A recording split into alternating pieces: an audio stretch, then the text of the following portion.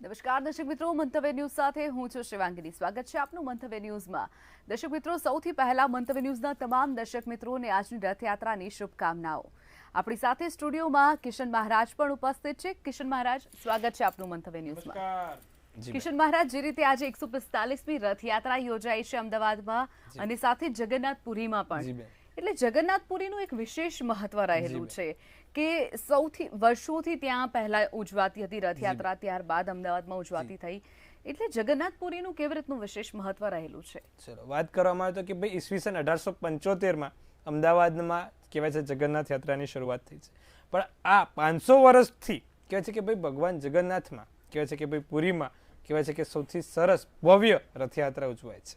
અને આની પાછળ કહેવાય છે કે એક દંતકથા છે અને એ દંતકથાઓ આજે તમને હું સંભળાવીશ કે ભાઈ માધવ દેશના રાજા કહેવાય છે ઇન્દ્રધૂમ હતા અને કહેવાય છે કે ભગવાન જગન્નાથના ખૂબ મોટા ભક્ત હતા, પરમ ભક્ત હતા. અને એક દિવસે જ્યારે રાજા નિરાંચલ પર્વત ઉપર કહેવાય છે કે ભાઈ સરસ મજાનું ભગવાનની ભક્તિ કરતા હતા, ભગવાન જગન્નાથની ભક્તિ કરતા હતા, અને ત્યારે એમને એક વખત સ્વયંભૂ એમના દર્શન થયા, ભગવાન જગન્નાથના દર્શન થયા.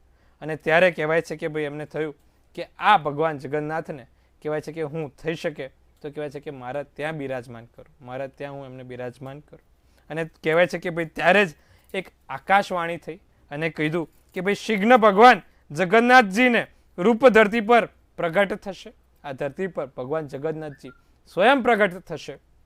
અને કહેવાય છે કે ભાઈ આકાશવાણી સાંભળીને ભગવાન કહેવાય છે કે ભાઈ રાજા ખૂબ ખુશ થઈ ગયા અને કહેવાય છે કે ભાઈ ફરવા નીકળ્યા ત્યારે બે લાકડીના વિશાળ રૂપમાં કહેવાય છે કે એમને બે લાકડીઓ જોઈ.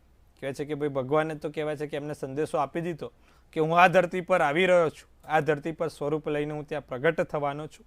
અને ત્યારે કહેવાય છે કે ભગવાન જગન્નાથજી ચોક્કસથી તૈયારી કરતા હતા. અને ત્યારે કહેવાય છે કે થોડા દિવસો પછી રાજાએ બે મોટા લાકડા કહેવાય છે કે ભાઈ તરતા જોયા, લાકડીઓ તરતી જોઈ અને કહેવાય છે કે ભગવાન સ્વરૂપ આ બે લાકડીઓ આવી હશે એવું રાજાએ માની લીધું.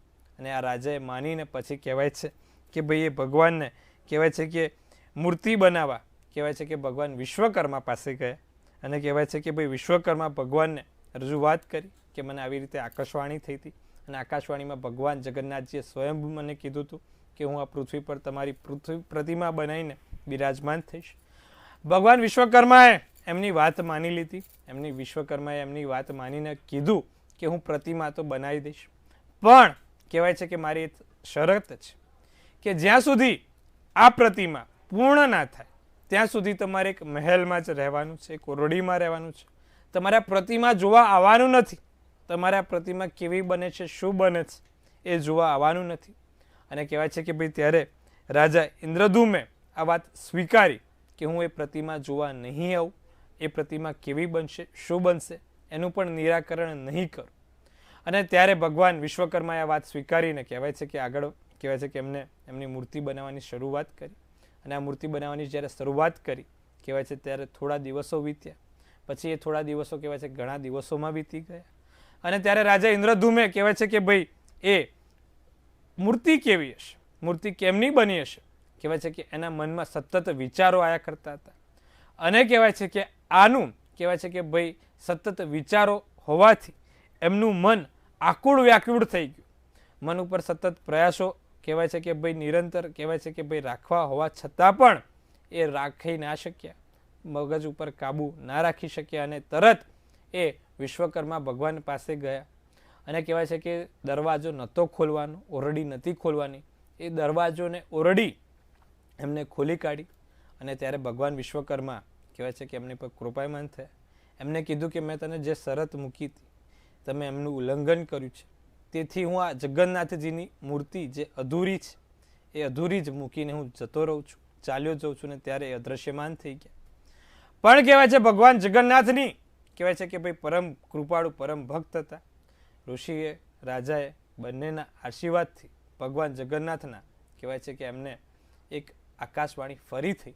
અને આકાશવાણીમાં ભગવાન જગન્નાથજી સ્વયં આવ્યા અને કીધું કે ભલે આ મૂર્તિ અધૂરી છે, ભલે આ મૂર્તિ પૂર્ણ નથી, પણ આ મૂર્તિમાં સ્વયં હું બિરાજમાન થઈશ અને આ સ્વયં હું બિરાજમાન થઈને સઘળા મનોરથ તમારા કળિયુગના લોકોનો માનવીના પૂર્ણ કરીશ. અને ત્યારે જ ભગવાન કહેવાય છે કે જગન્નાથજી એમાં સ્વયંભૂ બિરાજમાન થઈ ગયા. અત્યારે પણ કહેવાય છે કે ભાઈ જે મૂર્તિઓ છે એ પૂરી નથી, અધૂરી હોય છે, પણ આ અધૂરી મૂર્તિના કારણે પણ કહેવાય છે કે એટલો સાક્ષાત્કાર થાય છે. કારણ કે એવું કહેવાય છે કે ભગવાન જગન્નાથજી આમાં સ્વયંભૂ બિરાજમાન છે. અને કહેવાય છે કે સાથે બલરામજી અને સુભદ્રાની પણ દેવીની મૂર્તિ ત્યાં હતી. ત્યાં સ્વયંભૂ સુભદ્રા દેવી અને કહેવાય છે કે બલરામજી પણ બિરાજમાન થયા અને એમાં થઈ ગયા, વશ થઈ ગયા. ત્યારથી રાજા ઇન્દ્રધૂમે વિશાળ મંદિર બનાવીને ત્યાં જ આ મૂર્તિ સ્થાપિત કરી, જેને અત્યારે કહેવાય છે કે ભાઈ આપણે ભગવાન જગન્નાથની પુરી તરીકે ઓળખવામાં આવે છે. ભગવાનના રથમાં અમુક વસ્તુઓનું ચોક્કસથી ધ્યાન રાખવામાં આવ્યું છે. જેમ કે કહેવાય છે કે રથમાં નારિયેળની લાકડીનો જ ઉપયોગ થાય છે. આ લાકડી બીજી લાકડીઓ કરતાં ઘણી હલકી હોય છે. કહેવાય છે કે માટે રથ કહેવાય છે કે સરળતાથી ચાલી શકે છે. આ ત્રણેય રથોનું નામ અલગ અલગ છે. રથ તૈયાર થાય પછી તેને પૂજા કરવામાં આવે છે. પુરીમાં રાજાની પાલખી આવે છે અને આ પૂજાને છર અનુષ્ઠાન અથવા પહિમ વિધિ કહે છે. કહેવાય છે કે ભાઈ સ્વયં પહેલા કહેવાય છે કે ભાઈ જે પહિમ વિધિ હોય, જે નગરનો રાજા હોય કે જે નગરનો સેવક હોય તે જ પહિમ વિધિ કરી શકે એમ છે. આ ત્રણેય રથમાં વિવિધ રીતે પૂજા કરવામાં આવે છે. સોનાના ઝાડુથી રથ મંડપ યાદ અને કહેવાય છે કે ભાઈ એના આજુબાજુના પૈડા પણ સાફ કરવામાં આવે છે, વાળવામાં આવે છે. ત્યારે રાજા એને સાફ કરે છે. માત્ર રાજાને જ અધિકાર આપ્યો છે કહેવાય છે આ પહિમ વિધિ કરવાનો. અને આપણા ત્યાં દરેક મંતરયોગ શ્રી દ્વારા કહેવાય છે કે આ પહિમ વિધિ થાય છે. કહેવાય છે કે દરેકના રથોનું મહત્વ અલગ છે. ભગવાન જગન્નાથજીનો જે રથ છે એને નંદીઘોષ તરીકે ઓળખવામાં આવ્યો છે. એનું બીજું નામ ગરુડ ધ્વજ છે. એનું ત્રીજું નામ કપી કોશ પણ તરીકે ભગવાન જગન્નાથજીનો રથ ઓળખવામાં આવે છે. કહેવાય છે કે આ જ રથમાં જે સારથી છે તેનું નામ દારૂક હોય છે. જે સારથી આ રથને હીંચતો હોય છે, ખેંચતો હોય છે, તેનું નામ દારૂક રાખવામાં આવ્યું છે. ભગવાન જગન્નાથજીના જે ઘોડો છે તેનું નામ બલાહક રાખવામાં આવ્યું છે. તેનું નામ શંખ છે, શ્વેત પણ છે, હરિદાશ્વ અને એક ઘોડા સફેદ ઘોડા હોય છે. આ રથ ઉપર હનુમાનજી અને નરસિંહ ભગવાન જોવા મળે છે, એમનો સાક્ષાત્કાર થાય છે. સુદર્શન સ્તંભ ભગવાન જગન્નાથજીના રથ ઉપર બિરાજમાન છે. ભગવાન જગન્નાથજીનો રથનો રંગ લાલ અથવા પીળા કલરનો હોય છે. તે અન્ય રથના આકાર કરતાં થોડો મોટો હોય છે. રથને જો દોરડા વડે ખેંચવામાં આવે તો તેનું નામ શંખાચૂર હોય છે. જે કહેવાય છે કે ભાઈ પહેલો જે રથને દોરડા વડે ખેંચે છે એનું નામ શંખચૂર હોય છે. અને દરેક જગ્યાએ આ રથનો કલર એક જ હોય છે. વાત કરવામાં આવે તો કે ભાઈ ભગવાન બલરામના રથની, તો ભગવાન બલરામનો રથનું નામ તાલધ્વજ રાખવામાં આવ્યું છે. અને આ તાલધ્વજ કેમ રાખવામાં આવ્યું છે? કારણ કે કહેવાય છે કે ભાઈ જે ભગવાન બલરામનો રથ હતો એ તાલધ્વજ નામના એક કહેવાય છે રાજાએ આપ્યો હતો, તાલ નામના રાજાએ આપ્યો હતો, તેથી એનું નામ તાલધ્વજ પાડવામાં આવ્યું છે. મહાદેવનું ચિહ્ન આ રથ ઉપર બિરાજમાન છે. ભગવાન શંકર, ભગવાન મહાદેવજી, શિવ શક્તિ જોડે બિરાજમાન છે. અને વાસુદેવ સ્વયં સારથીનું નામ મતાલી છે. એમનું જે નામ છે એ મતાલી છે અને વાસુદેવ સ્વયં ત્યાં રહે છે. વાત કરવામાં આવે તો સુભદ્રા દેવીના રથની, તો જે સુભદ્રા દેવીનું રથ છે તેનું નામ કહેવાય છે કે દેવ દમન રાખવામાં આવ્યું છે. અને કહેવાય છે કે ત્યાં દુર્ગા માતાનું ચિહ્ન એમના રથ ઉપર બિરાજેલું છે. દુર્ગા માતાના રથ સાથે સુભદ્રા દેવીનો રથ નીકળે છે. કહેવાય છે કે ભાઈ રથના રક્ષક જય દુર્ગા અને એમનો જે સારથી છે એ સારથીને અર્જુન તરીકે ઓળખવામાં આવે છે. આ ત્રણેય રથમાં ખીલ્લી કે કાંટાનો ઉપયોગ થતો નથી. કોઈ બીજી ધાતુનો પણ ઉપયોગ થતો નથી. જે લોકો રથયાત્રામાં સામેલ હોય છે એના સર્વ કષ્ટનો નાશ થાય છે. વાત કરવામાં આવે તો કે ભાઈ જે મંદિરનું મહાત્મ્ય છે, આપણે મંદિરના મહાત્મ્ય વિશે જાણીએ તો કહેવાય છે કે ભાઈ જગન્નાથપુરીનું મંદિર અષ્ટકોણીય રેખામાં આવેલું છે.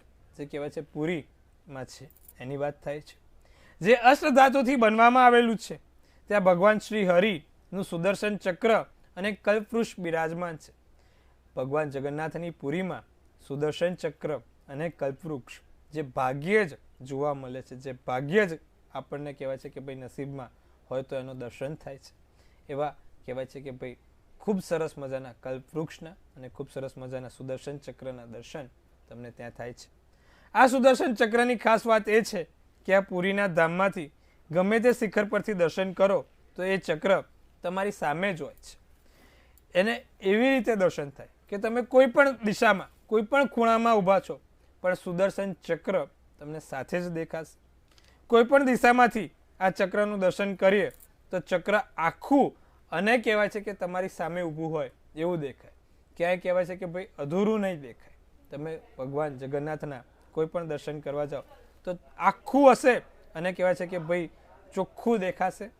ભગવાનનો સાક્ષાત્કાર થાય અને આ કોઈ ચમત્કારથી કમ નથી. આ જે દર્શન થાય છે સુદર્શન સ્તંભના એ કોઈ સાક્ષાત્કારથી કહેવાય છે કમ નથી. આને નીલચક્ર તરીકે પણ ઓળખવામાં આવ્યું છે. જે મંદિરનું મહત્વ છે ખૂબ અનેરું છે. એનો ઉત્સાહ ખૂબ અનેરો છે. કહેવાય છે કે ભાઈ વાત કરીએ તો કે ભાઈ ભગવાનના ધજાની તો જે જગન્નાથપુરીની મંદિરની જે ધ્વજા છે એ કહેવાય છે કે પવનની ઉલટી દિશામાં લહેરાય છે અને ખૂબ આશ્ચર્યજનક છે. જેમ કે કહેવાય છે કે ભાઈ આપણે દરેક કહેવાય છે કે ભાઈ ધ્વજા છે એ દરેક ધ્વજા આપણે જે દિશા પવનમાં હોય એ મીન્સ એ દિશામાં જ લહેરાય છે. પણ કહેવાય છે કે જે જગન્નાથપુરીની જે ધજા છે એ ધજા દિશા પવન કરતા ઉલટી દિશામાં લહેરાય છે. એ પણ એક આશ્ચર્યજનક વાત છે. સ્વયંભૂ કહેવાય છે કે ભાઈ ભગવાનનો સાક્ષાત્કાર છે. જે દિશામાંથી પવન ફૂંકાય એની સામેની દિશામાં જ ધજા લહેરાય છે. કહેવાય છે કે આ મંદિરની ધજા બદલવા પૂજારીએ 45 શિખર ચડીને ઉલટી બાજુ એ પણ 45 શિખર કેવા ઉલટી બાજુ ચડીને કહેવાય છે કે ભાઈ બદલવાની હોય છે. પણ કહેવાય છે કે નિત્યક્રમે કહેવાય છે કે પૂજા અર્ચના કરીને ધજા બદલાય છે. ઉલટા શિખરો કરીને ચડીને પણ કહેવાય છે કે આ પૂજા ભગવાનની ભક્તિથી પાર થાય છે.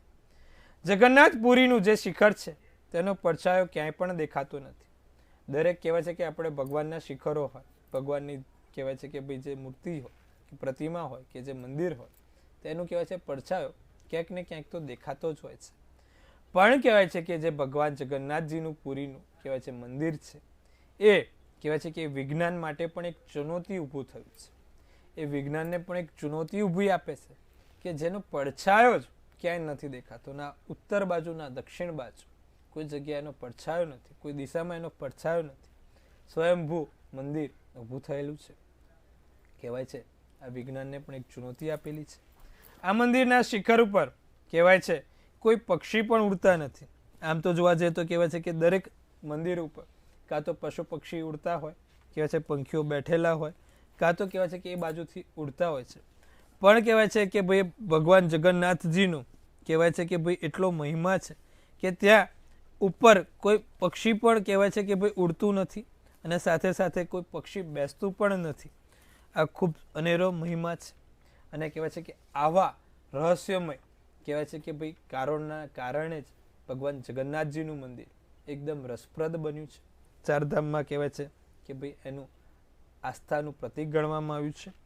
પુરાણોમાં જગન્નાથને ધરતીનું વૈકુંઠ ગણવામાં આવ્યું છે. કહેવાય છે કે ભાઈ ધરતી પરનું સ્વર્ગ એ વૈકુંઠ એ ભગવાન જગન્નાથજીનું છે. કહેવાય છે ચારધામમાં સમાવેશ એટલા માટે જ ભગવાન જગન્નાથજીનો થયો છે. જગન્નાથપુરીમાં 10 દિવસનો મહિમા છે. ચતુર્માસ પછી બેસી જાય છે. ભગવાન વિષ્ણુ કહેવાય છે કે ભાઈ 4 મહિના પછી જે કહેવાય છે કે આપણે તુલસી વિવાહ હોય છે ત્યારે જ ભગવાન પાછા આવે છે. અને કહેવાય છે કે આ ચતુર્માસમાં ભગવાન વિષ્ણુ ભગવાન હરિ ત્યાં બિરાજમાન છે. સૌથી મોટો તહેવાર રથયાત્રાનો ખૂબ સારી રીતે પ્રારંભ કરવામાં આવ્યો છે. અને કહેવાય છે કે દરેક જગ્યાએ દરેક નગરોમાં નાના કે ગામડાઓમાં પણ જ્યાં પણ કૃષ્ણનું મંદિર હશે ત્યાં ચોક્કસથી રથયાત્રા નીકળતી હશે. પછી ભલે નાનું મોટું મંદિર હોય કે પછી વિશાળકાય મંદિર હોય પણ જ્યાં ભગવાન કૃષ્ણ બિરાજે છે ત્યાં અષાઢી સુદ બીજના દિવસે ભગવાન રથયાત્રામાં નગરજનોને આશીર્વાદ આપવા નગરજનોને કહેવાય છે કે એમના લોકાર્પણ કરવા એમના સાક્ષાત્કાર કરાવવા એ નીકળે છે. અને દરેક નગરજનોને એ સાક્ષાત્કાર આપે છે. અને એનો મહિમા ખૂબ અનેરો છે. દરેકના લોકોને કહેવાય છે કે ખુશીનો માહોલ થાય છે. જેમ જેમ રથયાત્રા નજીક આવતી હોય છે એમ કહેવાય છે કે ભાઈ લોકોનો અંદરથી કહેવાય છે પર્વનો ઉત્સાહ વધતો જાય છે. 2-3 દિવસથી અગાઉથી ભગવાન રથયાત્રામાં કહેવાય છે કે ભાઈ ભગવાનને શું આપવું શું ભેટ આપી, એના માટે પોતે કહેવાય છે કે ભાઈ કામ કરતા હોય છે. ઘણી ગૃહિણીઓ રસોઈઓમાં મદદ કરાવતી હોય છે, પ્રસાદમાં મદદ કરાવતી હોય છે. ઘણા લોકો એમની કળામાં ભગવાનને રીઝાવવા પ્રયત્ન કરતા હોય છે. આવી અનેક કથાઓ છે જે ભગવાન જગન્નાથજીને ક્યાંય ને ક્યાંય કહેવાય છે કે પૂર્ણ કરે છે. ભક્તોનું જે વિશાળ હૃદય છે એ માત્ર એક ઝલકથી એ વિશાળ હૃદય એમને કહેવાય છે ઝીલી જાય છે.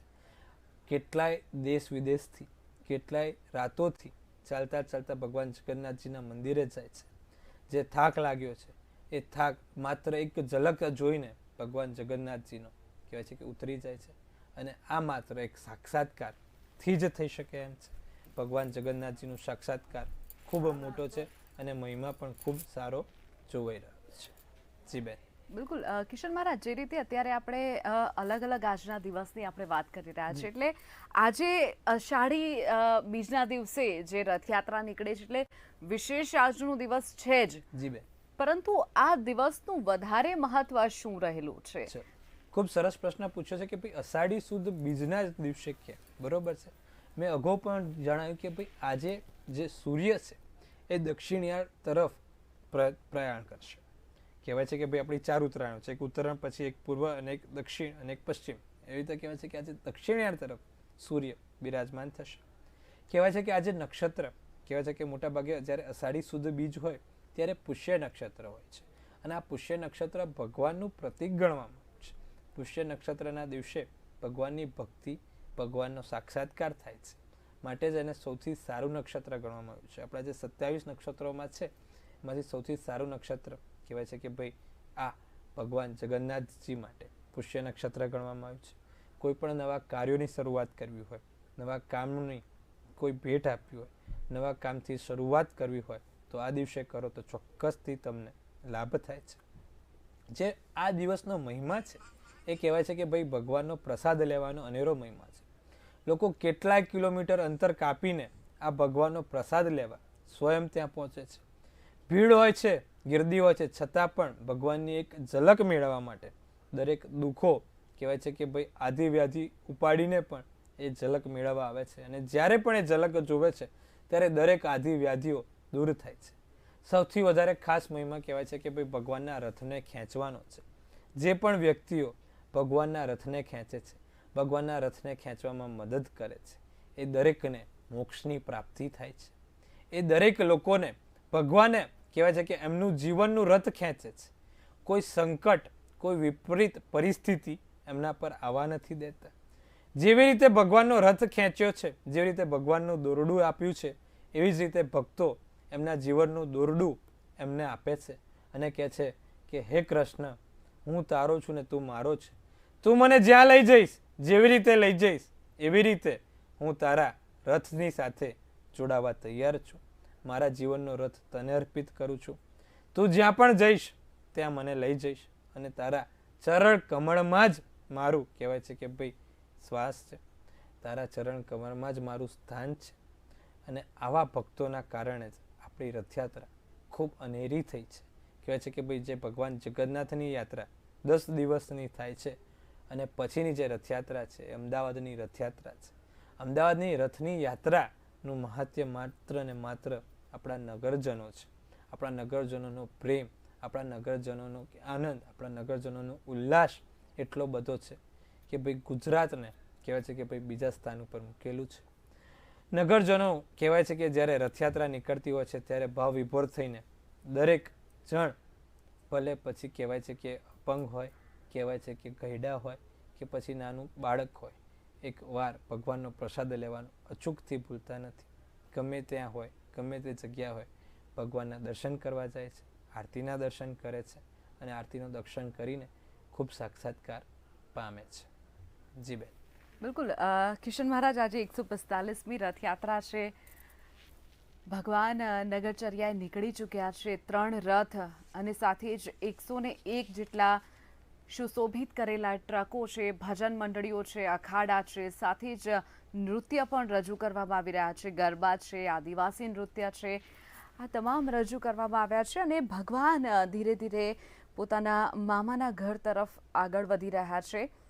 આજે અમદાવાદમાં 145મી રથયાત્રા નીકળી છે.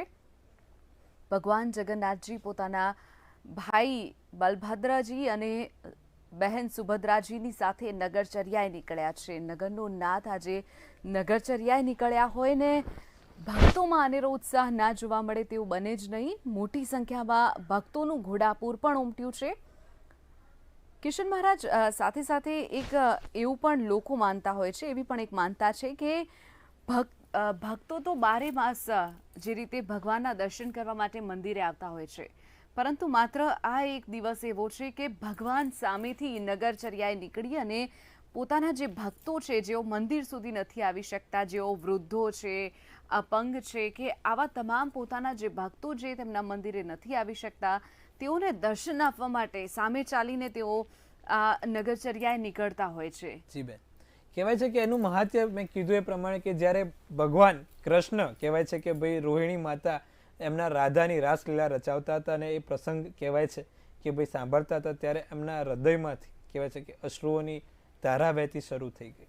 અને કહેવાય છે કે ભાઈ આ બલરામ અને કહેવાય છે સુભદ્રા દેવી પણ કહેવાય છે કે આની સાથે કહેવાય છે કે ભાઈ ભાવ વિભોર થઈ ગયા અને કહેવાય છે કે શરીર સંકોચવા લાગ્યું, કહેવાય છે કે શ્વાસ લેવાની જગ્યા ના રહી અને કે જે કહેવાય છે કે ભાઈ ભગવાનને સ્વરૂપ જોયું હતું, શ્રી નારાયણ ભગવાને આ સ્વરૂપ જોયું હતું અને આ નારાયણ સ્વરૂપનું કહેવાય છે કે ભાઈ એક કહેવાય છે કે મહાત્મ્ય છે કે એમને કીધું, પ્રાર્થના કરી કે મેં જે સ્વરૂપ જોયું છે ને મારા મનને જે સાક્ષાત્કાર થયો છે, જે મેં સ્વરૂપ જોયું છે, જે મારું મન વિભોર થયું છે, એ જ મન, એ જ સાક્ષાત્કાર તમે કળિયુગના દરેક માનવીને કરાવો એવી મારી નમ્ર વિનંતી છે. કહેવાય છે કે આ કળિયુગમાં તમારા સાક્ષાત્કાર દર્શનથી પણ લોકોના પાપો, લોકોના ખરાબ કર્મો નાશ થશે. અને ત્યારે ભગવાન જગન્નાથજીએ વચન આપ્યું કે હું વર્ષની એક દિવસ અષાઢી સુદ બીજના દિવસે હું લોકોને, નગરજનોને મારા દર્શન આપવા અને મારા તમે જે સ્વરૂપમાં દર્શન જોયા છે એ જ સ્વરૂપમાં હું દર્શન કરવા અને દર્શન આપવા દરેક નગરજનોને ત્યાં પહોંચીશ. દરેક નગરજનોને હું મારા દર્શન આપીશ અને જે નગરજનો મારા સ્વરૂપનું દર્શન કરશે એના દરેક સંકટો દૂર થશે, દરેક દુઃખ દૂર થશે, દરેકને મનને શાંતિ મળશે અને કહેવાય છે કે હું એમના ત્યાં બિરાજમાન થઈશ. માટે થઈને કહેવાય છે કે ભાઈ અષાઢી સુદ બીજના દિવસે ભગવાન રથયાત્રા પર નીકળે છે. દરેક નગરજનોને એમના આશીર્વાદ આપવા નીકળે છે. દરેક નગરજનોને કહેવાય છે કે એમને સુખ સમૃદ્ધિ મળે, એમના જીવનનો રથ સારો અને સઘળો ચાલે, એના માટે થઈને ભગવાન કહેવાય છે કે રથ ઉપર બિરાજમાન નીકળે છે. અને માત્ર ભગવાન જગન્નાથ નહીં, માતા કહેવાય છે કે સુભદ્રા દેવી, સાથે સાથે બલરામજી પણ કહેવાય છે કે રથ ઉપર હોય છે. ભગવાન કૃષ્ણ કહે છે કે હું જ્યાં પણ જઉં ત્યાં એકલો નથી જતો, મારા ભાઈ બહેનને લઈને જઉં છું. માટે થઈને એમના ભાઈ બહેન સાથે હોય છે. અને કહેવાય છે કે ભાઈ બહેનનો સાક્ષાત્કાર પણ કહેવાય છે કે જે નારાયણે કર્યો છે એ નારાયણે કહેવાય છે કે ભાઈ કળિયુગના દરેક નગરજનોને આપે, એના માટે પણ કહેવાય છે કે આ હોય છે. માટે થઈને કહેવાય છે કે રથયાત્રાનો આ મહિમા ખૂબ અનેરો ગણવામાં આવ્યો છે. જી બેન, બિલકુલ. દર્શક મિત્રો, જે રીતે આપણે રથયાત્રા નિહાળી રહ્યા છીએ, લાઈવ દ્રશ્યો આપ ટીવી સ્ક્રીન પર જે જોઈ રહ્યા છો, એક બાદ એક સુશોભિત ટ્રકો અહીંયાથી પસાર થઈ રહ્યા છે. ભગવાન જગન્નાથ નગરચર્યાએ નીકળ્યા છે અને પોતાનું જે નગરચર્યા પર તેઓ અત્યારે નીકળ્યા છે તેમાં સતત આગળ વધી રહ્યા છે. ભગવાન જગન્નાથજીનું રથ છે, સાથે જ ભાઈ તેમના મોટા ભાઈ બલભદ્રજીનું રથ છે, તેમના બહેન સુભદ્રાજીનું રથ છે. આ ત્રણેય રથ અને ત્યારબાદ શરૂ થાય છે સુશોભિત ટ્રકો અને સાથે જ ભજન મંડળીઓ પણ તેમાં જોડાઈ છે. મોટી સંખ્યામાં ભક્તો જોડાયા છે. 2 વર્ષ પછી જે રીતે આજે આ રથયાત્રા યોજાઈ છે તેને લઈને ભક્તોમાં અનેરો ઉત્સાહ જોવા મળી રહ્યો છે. 2 વર્ષ બાદ જગન્નાથ નગરચર્યાએ નીકળ્યા છે, તો ગજરાજો પણ તેમાં જોડાયા છે. ગજરાજ પણ તેમની નગરચર્યાએ તેમની સાથે નીકળ્યા છે. ધીરે ધીરે આ જે રથયાત્રા છે તે તેના રૂટ પર આગળ વધી રહી છે. 2 વર્ષ બાદ જગતના નાથ નગરચર્યાએ નીકળ્યા છે. તો ગજરાજ પણ તેમાં તેમની સાથે છે. ઢોલ નગારાની સાથે ભગવાન જગન્નાથજી પોતાની આ રથયાત્રામાં નીકળ્યા છે અને તેમને વધાવવા માટે નગરજનો પણ ખૂબ જ ઉત્સાહમાં લાગી રહ્યા છે. ઠેર ઠેર પ્રસાદનું વિતરણ પણ કરવામાં આવી રહ્યું છે. તો બીજી તરફ વાત કરીએ મામાના ઘરની, એટલે કે સરસપુરની. સરસપુરમાં પણ તમામ તૈયારીઓને આખરી ઓપ અપાઈ દેવામાં આવ્યો છે અને ભાણેજોના સ્વાગત માટે તમામ તૈયારીઓ પૂર્ણ કરી લેવામાં આવી છે. સરસપુરમાં પણ ભગવાનનો પ્રસાદ તૈયાર કરવામાં આવ્યો છે. ભગવાનને સૌથી પ્રિય એવો ખીચડો બનાવવામાં આવ્યો છે. સાથે જ કોળું અને ગવારનું શાક પણ બનાવવામાં આવ્યું છે, જે ભગવાનને અતિ પ્રિય માનવામાં આવે છે. ભગવાન જ્યારે મામાના ઘરે પહોંચશે ત્યારે તેમને અનેક લાડ લડાવવામાં આવશે.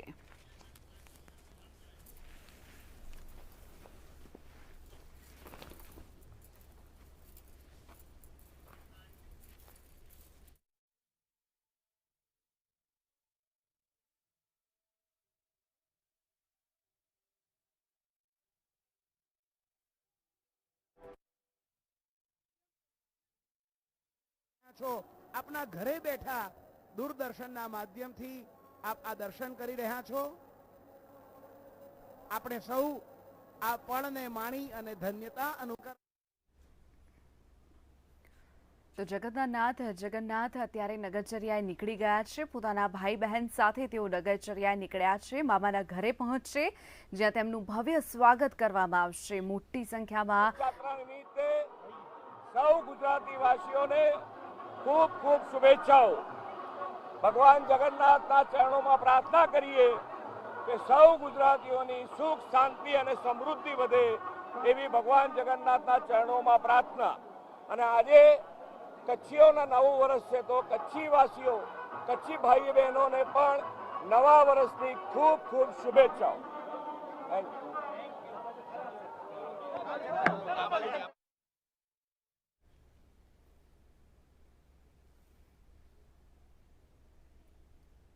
રથયાત્રાની પળે પળની અપડેટ અમે આપને આપતા રહીશું, પરંતુ હાલ રોકાઈશું એક બ્રેક માટે.